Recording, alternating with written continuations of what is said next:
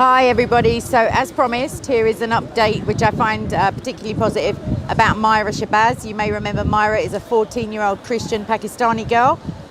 She was kidnapped at gunpoint by 3 men. She was forced into an Islamic marriage. She's been raped repeatedly. She had like blackmail footage of her being raped. She was made to sign papers and stuff like that. So anyway, here's a quick update. According to The Nation, the Lahore High Court has ordered police in Pakistan to ensure the security of Maira Shabazz, a 14-year-old Christian girl who was abducted and forcefully married to a Muslim man in April. Earlier this week, International Christian Concern, which is found at persecution.org and is a reliable source of Christian information, reported that Shabazz escaped the custody of her alleged husband and has gone into hiding with her mother and siblings, as I reported to you last week. On April the 28th, she was abducted at gunpoint by Mohammed Nakash and 2 accomplices whilst walking home in Medina. And according to witnesses, the abductors forced her into a car and fired gunshots as they fled the scene.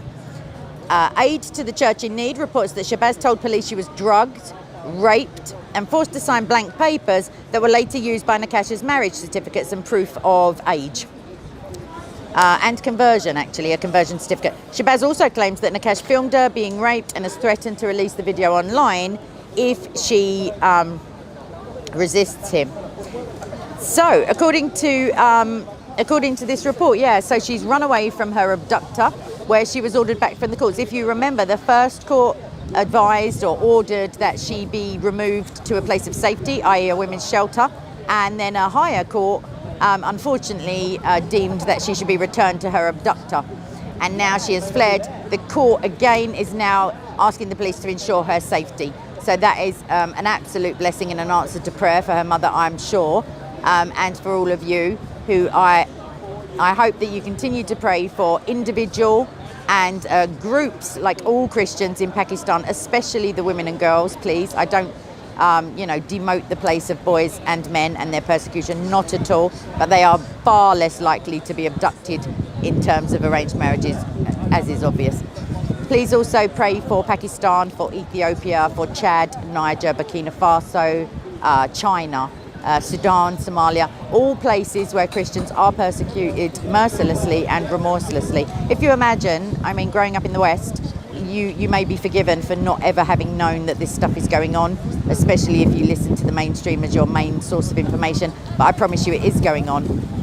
And it's in God's plan for these people. Romans 8:28 says that all things work to the good of those who are called according to his purpose and who love God. So we know that these situations are in hand, and yet we also know that when one part of the church suffers, we all suffer, and we are the church. So please do continue to pray for them.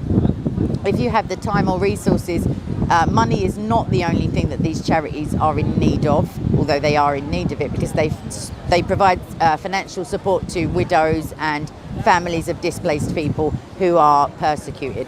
But apart from money, prayer is our most valuable form of bargaining, as it were, and also time, voluntary roles, social media awareness, making videos, stuff like that. So please do look into International Christian Concern. Also, you can become a volunteer to go around and speak in churches or to congregations or to non-Christians, which I find is equally helpful. So anyway, God bless, and I'll see you for another story of Christian persecution, very soon. Bye-bye.